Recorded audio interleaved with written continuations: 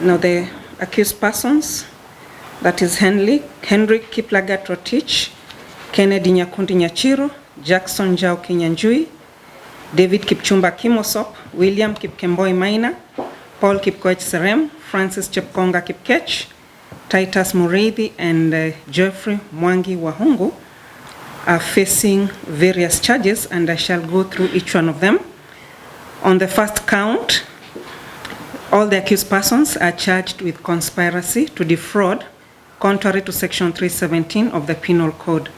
The particulars of the charge are that between 19th of December 2014 and 22nd of July 2019, with others not before the court, jointly conspired to defraud the government of Kenya US dollars 501,829,769.43 by unlawfully initiating and entering into construction, financing, and insurance agreements for the development of Arror Kimwarer multipurpose dam projects. On the second count, all the accused persons are charged with engaging in a project without prior planning, contrary to Section 45, subsection 2C, as read. That is all the accused persons except the ninth accused person are charged with engaging in a project without prior planning, contrary to Section 45, subsection 2C, as read with Section 48 of the Anti-Corruption and Economic Crimes Act. The particulars of the charge are that between 17th of December 2014 and 22nd of July 2019, within the Republic of Kenya, being the Cabinet Secretary, National Treasury, Chief Economist, and Head of Europe 2 Division, and Director Resource Mobilization Department of the National Treasury and Planning, the Managing Director, Head of Supply Chain Management, Manager Engineering Services, Deputy Managing Director, and Chief Manager Technical Services and Operations of the Kerio Valley Development Authority, and Inspector General of State Corporations, respectively, being persons whose functions concern the management of public revenue, engaged in a project for the Arror multipurpose dam without prior planning as required under Section 26, subsection 3A of the Public Procurement and Disposal Act of 2005. On the third count, all the accused persons except the ninth accused person are charged in engaging in a project without prior planning, contrary to Section 45, subsection 2C, as read with Section 48 of the Anti-Corruption and Economic Crimes Act. The particulars being that between 17th of December 2014 and 22nd of July 2019, within the Republic of Kenya, being the Cabinet Secretary, National Treasury, Chief Economist, and Head of Europe 2 Division, Director Resource Mobilization Department of the National Treasury and Planning, the Managing Director, Head of Supply Chain Management, Manager Engineering Services, Deputy Managing Director and Chief Manager Technical Services and Operations of the Kerio Valley Development Authority, and Inspector General of the State Corporations, respectively, being persons whose functions concern the management of public revenue, engaged in a project for the Kimwarer multipurpose dam without prior planning as required under Section 26, subsection 3A of the Public Procurement and Disposal Act of 2005. On the fourth count, the fourth accused person, the fifth accused person, the sixth accused person, and the seventh accused person are charged with willful failure to comply with applicable law relating to public procurement, contrary to Section 45, subsection 2B, as read with Section 48 of the Anti-Corruption and Economic Crimes Act. The particulars of the charge are that between 19th of December 2014 and 5th of April 2017, within the Republic of Kenya, being the Managing Director, Head of Supply Chain Management, Manager Engineering Services, Deputy Managing Director and Chief Manager Technical Services and Operations of the Kerio Valley Development Authority, respectively, whose functions concern the management of public revenue, failed to comply with Section 29, subsection 1 of the Public-Private Partnership Act number 15 of 2013 by failing to effect procurement through a competitive bidding process, by awarding a contract to a joint venture consisting of Cooperativa Muratori e Cementisti, in abbreviation CMC di Ravenna, Italy, and Itinera SPA, Italy, also known as CMC di Ravenna Itinera Joint Venture, in respect of the Arror multipurpose dam, a company that did not participate in the bidding process. On the fifth count, the fourth accused person, David Kipchumba Kimosop, the fifth accused person, William Kipkemboi Minor, sixth accused person, Paul Kipkoech Serem, and seventh accused person, Francis Chepkonga Kipkech, are charged with willful failure to comply with the applicable law relating to public procurement, contrary to Section 45, subsection 2B, as read with Section 48 of the Anti-Corruption and Economic Crimes Act. The particulars of the charge are that between 19th of December 2014 and 5th of April 2017 within the Republic of Kenya, being the Managing Director, Head of Supply Chain Management, Manager Engineering Services, and Deputy Managing Director and Chief Manager, Technical Services and Operations of the Kerio Valley Development Authority, respectively, whose functions concern the management of public revenue, failed to comply with Section 29, subsection 1 of the Public-Private Partnership Act, number 15 of 2013, by failing to effect procurement through a competitive bidding process, by awarding a contract to a joint venture consisting of Cooperativa Muratori e Cementisti, CMC di Ravenna, Italy, and Itinera SPA, Italy, also known as CMC di Ravenna Itinera Joint Venture, in respect of the Kimwarer multipurpose dam project, a company that did not participate in the bidding process. On the sixth count, the fourth accused person, David Kipchumba Kimosop, the fifth accused, William Kipkemboi Minor, the sixth accused, Paul Kipkoech Serem, and the seventh accused, Francis Chepkonga Kipkech, are charged with willful failure to comply with the applicable law relating to public procurement, contrary to Section 45, subsection 2B, as read with Section 48 of the Anti-Corruption and Economic Crimes Act.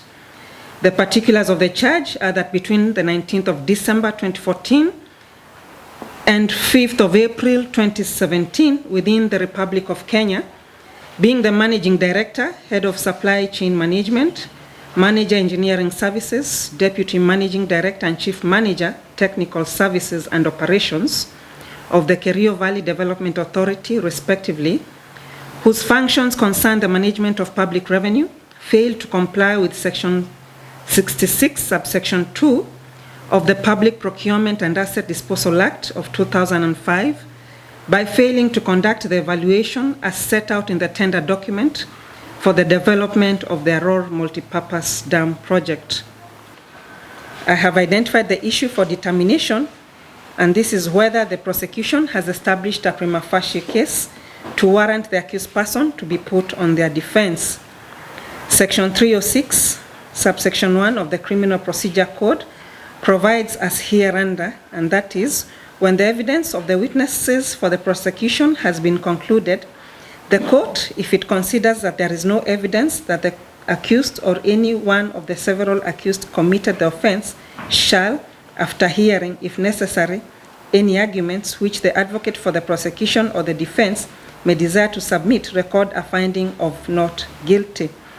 It may not be easy to define what is meant by a prima facie case, but at least it must mean one on which a reasonable tribunal, properly directing its mind to the law and the evidence, could convict if no explanation is offered by the defense.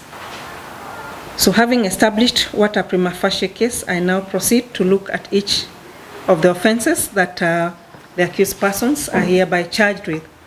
On the offense of conspiracy, the Black's Law Dictionary, 9th edition, defines conspiracy as follows, and I quote, "It is an agreement by two or more persons to commit an unlawful act, coupled with intent to achieve the agreement's motive,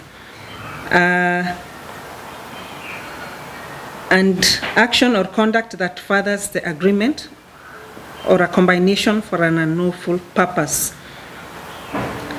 This was reiterated in the case of the Court of Appeal in Gichanga versus Republic, where the court held that with respect to the offenses of conspiracy, the crucial issue is whether the appellant and his fellow conspirators acted in concert with the intention that the board be induced to part with money.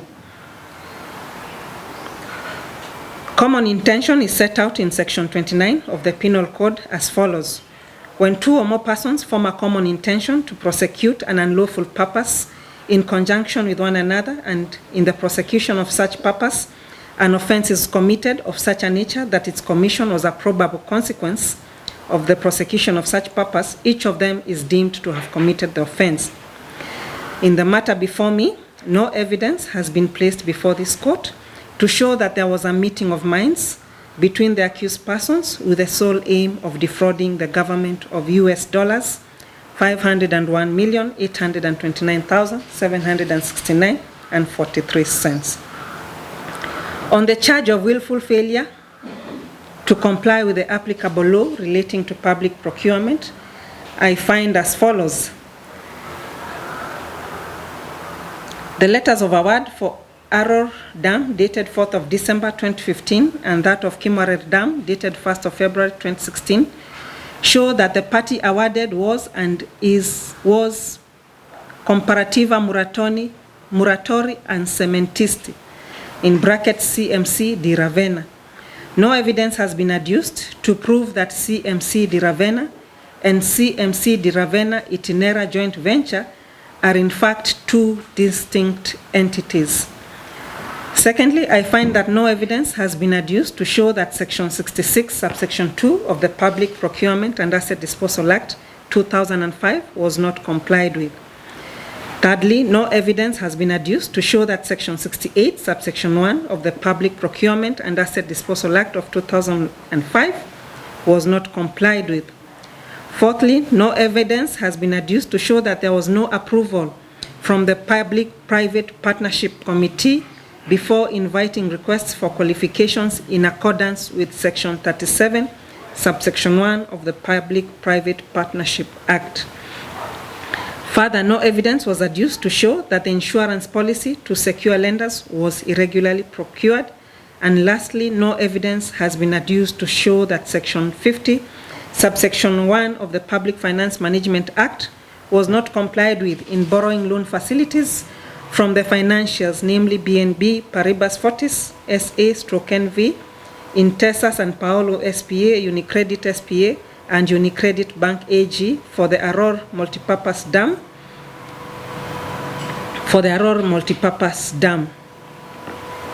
On the charge of committing an offense of financial misconduct, no evidence was adduced to show that there was a payment of euros 75,423,148.38 in respect of Kimwarer multipurpose dam and euros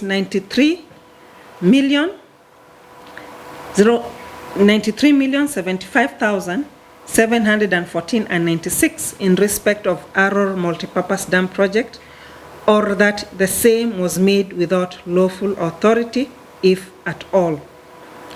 On the charge of engaging in a project without prior planning, Section 26, Section 3A of the Public Procurement and Asset Disposal Act provides that all procurement shall be done within the approved budget of the procuring entity and shall be planned by the procuring entity concerned through an annual procurement plan. This duty, therefore, was vested on the procuring entity, and that is KVDA.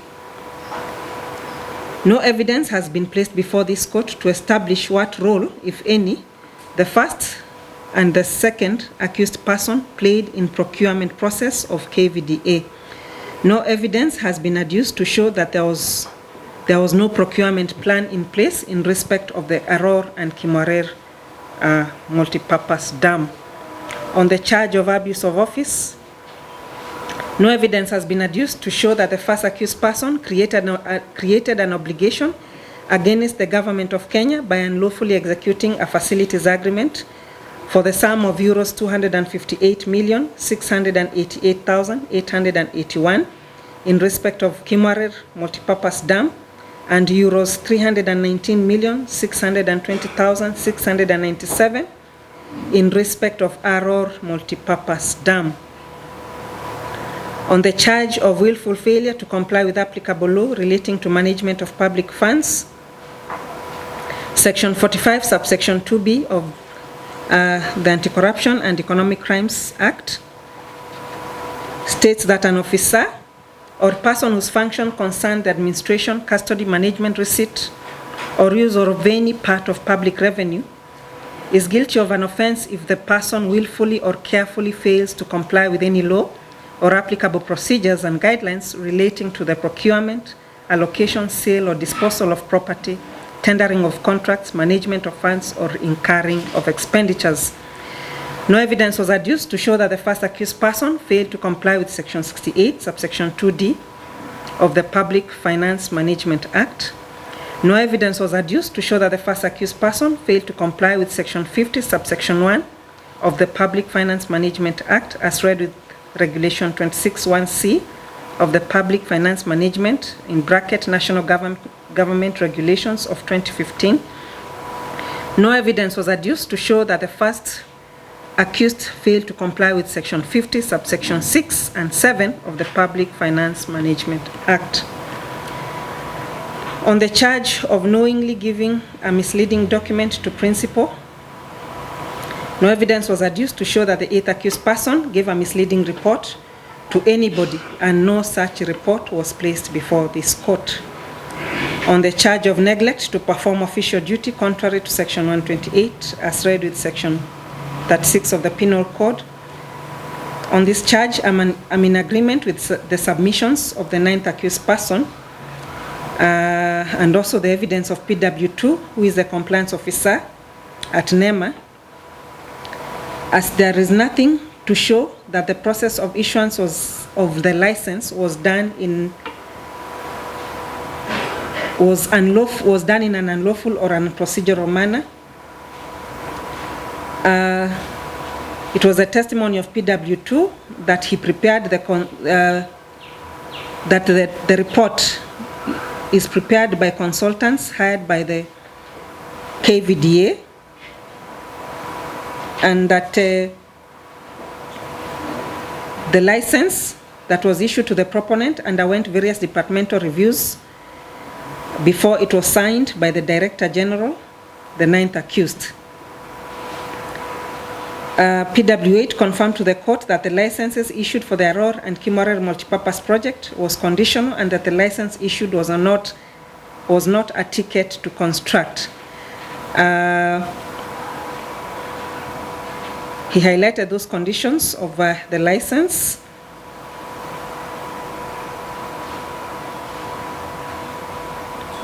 Which required that there must be adequate compensation for all those people who are to be affected by the damming project. And to this end, the ninth accused person followed the due process and issued a conditional license to the proponent. As to whether those conditions were followed was not part of his mandate. And therefore, it has not been demonstrated that the ninth accused person had any role to play after this. And lastly, I wish to comment on the conduct of the prosecution counsel. In the instant case before me, the prosecution called a total of 49 witnesses. In a strange twist of events, out of the 49 prosecution witnesses, the prosecution only led evidence from 8 witnesses. The rest of the witnesses, numbering to 41, took to the witness stand, were sworn, and thereafter the prosecution declined to examine them, claiming that they did not have questions for this witness. This would appear to be a carefully choreographed prosecution-led acquittal.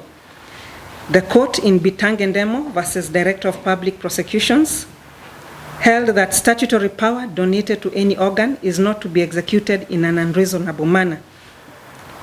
In making this decision, the court relied on the case of Republic versus Commissioner of Cooperatives, Ex parte Kirinyaga Tea Growers Cooperative Savings and Credit Society, where the Court of Appeal warned, and I quote, it is axiomatic that statutory powers can only be exercised validly if they are exercised reasonably. No statute ever allowed anyone on whom it confers power to exercise such power arbitrarily, capriciously, or in bad faith. In Nairobi Miscellaneous Application number 1769 of 2003, Republic versus Ministry of Planning, and another, Ex parte Professor Mwangi Kaimenyi, it was held, where a body uses its power in a manifestly unreasonable manner, acted in bad faith, refused to take relevant factors into account in reaching its decision, or based its decision on irrelevant factors, the court would intervene on the ground that the body has in each case abused its power. The reason why the court has to intervene is because there is a presumption that where Parliament gave a body statutory power to act, it could be implied that Parliament intended it to act in a particular manner. In their opening statements, in the matter before me, in their opening statements at the start of this trial, the prosecution made an elaborate speech, opening speech, and highlighted how they would go about proving their case. The prosecution counsel, Mr. Taib, had this to say, and I will quote, "The genesis of this matter arises out of two projects known as Arror and Kimwarer multipurpose projects, dam projects. We will demonstrate to the court that the accused persons conspired and committed offenses they are accused of, as they primarily used those projects for their enrichment. We will show that it's not only 65 billion shillings that they plan to steal. Government of Kenya has been exposed in excess of 8 billion with the when contractors are actively pursuing the collection of arbitration in court. And they seem to collect even though there is no dam on the ground. The facts of the matter is that the cabinet minister approved only one dam, that is Arror Dam. It did not approve construction of Kimwarer. Even approval of one was on the basis of the government would not be funding the project and that KVDA was to source for concession agreement, which the person identified will arrange for the design, development, build, operate, transfer project, government of Kenya, financing and recompensing the finances for operating the project. What happened was that the accused persons conspired and managed to float tenders for both projects and awarded the project to a company known as CMC Ravenna Itinera Joint Venture. These projects were awarded by accused persons in breach of all known laws in procurement. That company did not even exist at the time of the award. We will prove that CMC Ravenna never brought or acquired any tender document. The company did not submit any bid for construction of the two dams. It was not one of the companies forming the record at the opening of the tenders for the two projects. It was not considered and did not form part of the tender evaluation committee. CMC Ravenna was not even a recipient of letters of acceptance from any of these two tenders. And due to impropriety and pure corruption, they were granted two tenders in the amount of in excess of 65 billion out of thin air. Mr. Taib went on to state that there was breach of procurement laws which demands that before tender there must be approved budget for procuring entity. There was no procurement plan as is required by law, and we will demonstrate that PPDA 2004 was contravened.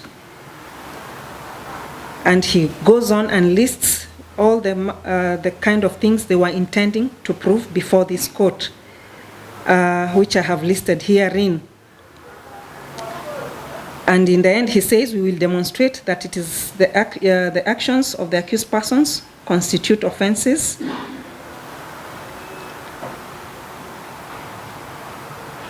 And he says, we will prove through trial, through evidence, the impunity is calibrated.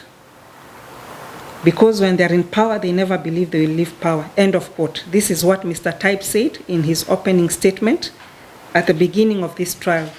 However, 8 witnesses later, this tune suddenly changed. The prosecution was no longer interested in prosecuting the case. They informed the court that they had firm instructions not to proceed.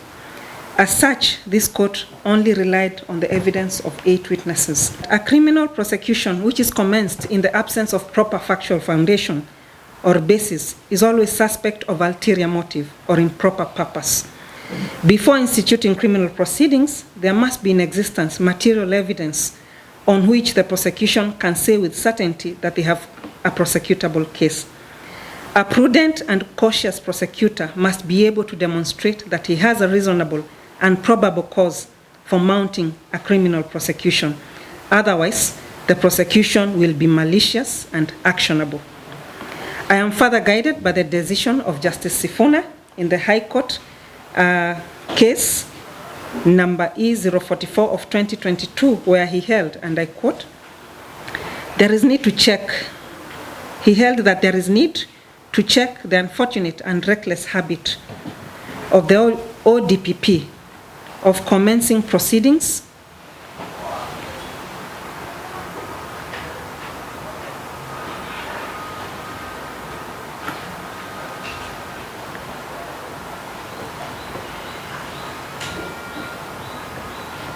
Sorry, let me repeat that. I'm further guided by the decision of Justice Sifuna in civil suit E044 of 2022. I find that there is need to check the unfortunate and reckless habit of the ODPP commencing proceedings which they have no intention of pursuing to its logical conclusion. Such conduct is an affront to the administration of justice and a waste of precious judicial time. It is an insult to the dignity of the court and all the stakeholders involved in the criminal justice system. Indeed, as Justice Sifuna held, such officers from the Office of Director of Public Prosecution should be personally held liable for any compensatory damages arising out of suits filed by aggrieved persons against the government. As such, I hereby order that this ruling shall be placed before the Attorney General and the National Council of Administrative Justice with a view of sparking conversation on legal reforms on this issue.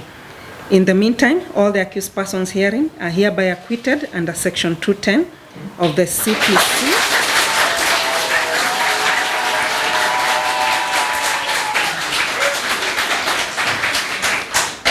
They are hereby acquitted under Section 210 of the Criminal Procedure Code due to lack of evidence as a result of the reckless dereliction of duty by the prosecution. That is all.